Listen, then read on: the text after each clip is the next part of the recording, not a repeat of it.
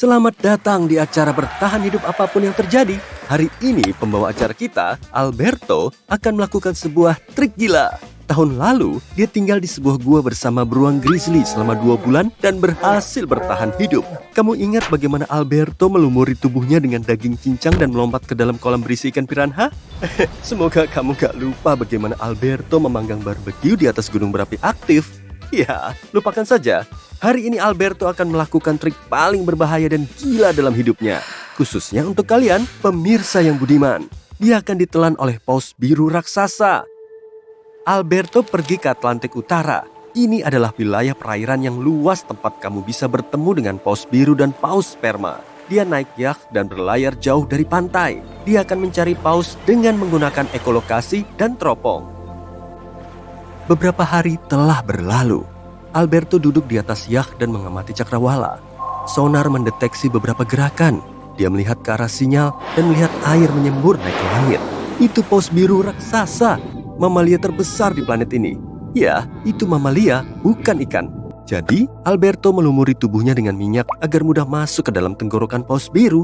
Dia mengambil masker oksigen dan melompat ke dalam air.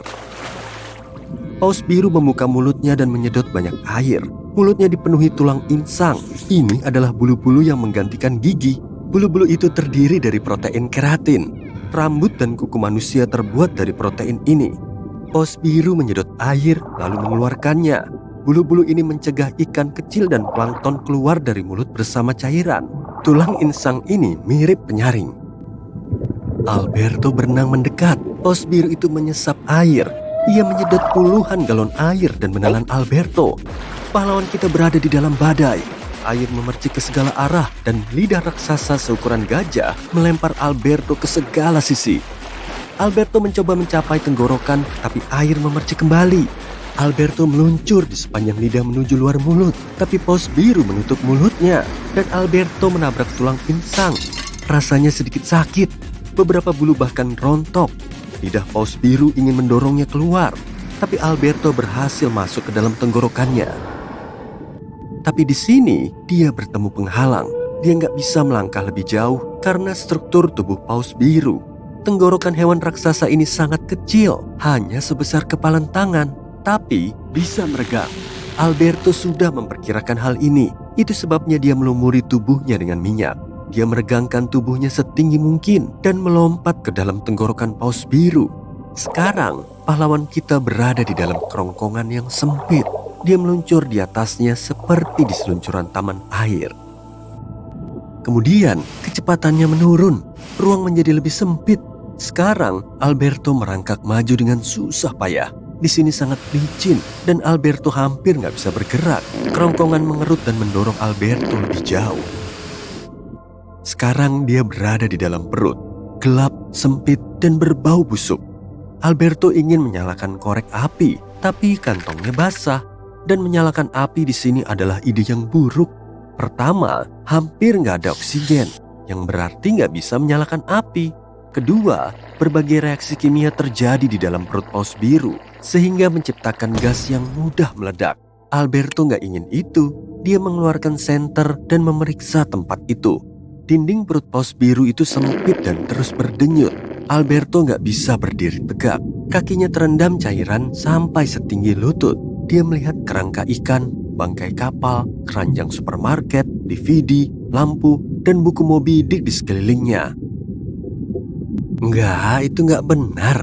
Karena kamu nggak mungkin menemukan sesuatu yang menarik dalam perut paus biru. Mungkin botol plastik atau cumi-cumi kecil. Ngomong-ngomong, paus sperma berbeda dengan paus biru, punya tenggorokan yang lebar dan panjang. Hal ini memungkinkannya untuk menelan mangsa yang besar secara utuh.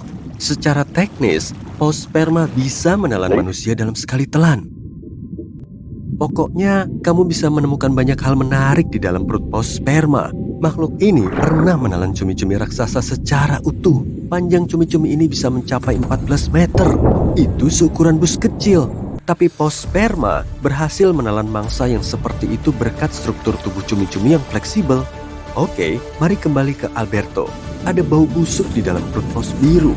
Plankton dan ikan-ikan kecil dicerna dalam getah lambung. Dan tunggu, kenapa rasanya sangat sakit? Alberto merasakan getah lambung merobek bajunya.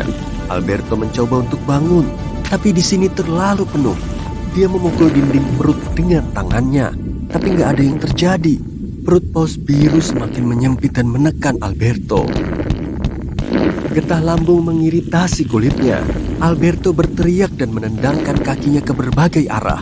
Dia ingin membuat paus biru muntah, tapi kenapa nggak berhasil? Alberto putus asa dan dia nggak tahu apa yang harus dilakukan. Sepertinya ini adalah petualangan terakhirnya. Dia menutup matanya dan menarik napas dalam-dalam. Tunggu, tarik napas dalam-dalam. Benar, Alberto membuka tangki oksigen dan mengisi perut paus biru dengan udara segar. Sekarang perut paus biru mulai kembung dan penuh dengan gas. Perutnya berdenyut-denyut, getah lambungnya berbusa, dan sepertinya badai akan datang. Dinding perutnya mengerup hebat hingga menekan Alberto keluar melalui kerongkongan. Dia bergerak keluar bersama dengan sisa-sisa ikan dan getah lambung. Kerongkongan semakin menyempit. Alberto kesulitan bernapas, tapi dia melihat cahaya di ujung terowongan. Paus biru itu memuntahkannya. Alberto masih hidup. Dia senang karena berhasil lolos dari petualangan seperti itu tanpa cedera. Dia kembali ke yacht dan berlayar kembali ke pantai. Tapi tunggu sebentar. Apa yang berenang mendekat itu? Ternyata itu paus sperma. Sungguh sebuah keberuntungan. Alberto menyelam kembali ke dalam air. Dia langsung menuju mulut hewan besar ini. Paus sperma menyedot air. Beberapa ikan serta gurita ikut masuk, terbawa bersama Alberto. Paus sperma mendorongnya dengan lidah ke berbagai arah dan menelan semua mangsanya. Tenggorokannya cukup lebar dan Alberto dengan mudah berhasil masuk ke sana. Tapi ada masalah lain. Alberto sudah berada di kerongkongan yang sangat sempit sehingga dia nyaris nggak bisa bernapas. Dan dia nggak punya tabung oksigen. Alberto merasa seperti dibungkus lakban dengan kencang. Dia nggak bisa melakukan apa-apa dan nggak ada udara di sini. Dia makin masuk ke dalam kerongkongan dan merasa dia nggak sendirian. Selain gurita, dia merasakan gerakan tentakel besar. Wow, itu adalah cumi-cumi raksasa dan tampaknya masih hidup. Alberto mengguncang seluruh tubuhnya, tapi nggak bisa mengubah apapun. Dia kehilangan kesadaran. Dinding perut menekan wajahnya. Pada titik ini, Alberto menggigitnya. Gempa bumi pun terjadi. Semua perut paus sperma keluar. Akhirnya, Alberto berada di luar.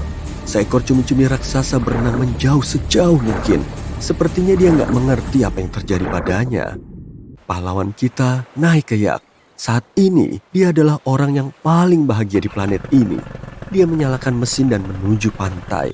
Kamu harus paham, kisah Alberto hanyalah hipotetis. Tentu saja, pada kenyataannya, seekor paus nggak akan bisa menelan manusia. Laporan tentang seseorang yang berakhir di perut paus dipenuhi mitos dan legenda. Ya, ada beberapa kasus ketika orang masuk ke dalam mulut raksasa paus, tapi nggak sampai ke tenggorokan. Suatu hari seorang penyelam sampai di sana. Namun secara ajaib, dia selamat berkat perlengkapan selam yang membantunya bernapas. Kasus lain terjadi pada orang-orang yang sedang mendayung kayak. Ketika paus bungkuk menangkap ikan, dia berenang ke permukaan dengan mulut terbuka. Paus bungkuk ini seperti sebuah jala-jala yang naik dari bawah. Orang-orang yang berada di atas kayak terlalu dekat dan jatuh ke dalam mulut paus bungkuk. Tenang saja, jangan khawatir. Paus gak bisa menelanmu kok, itu gak mungkin. Tapi seekor paus sperma mungkin bisa menelanmu. Kabar baiknya, ini adalah hewan yang langka. Kemungkinan masuk ke dalam perutnya adalah 1:1 miliar. Sama seperti kemungkinan meteorit akan jatuh di dekatmu. Kebanyakan orang di bumi gak akan pernah melihat paus sperma dalam kehidupan nyata.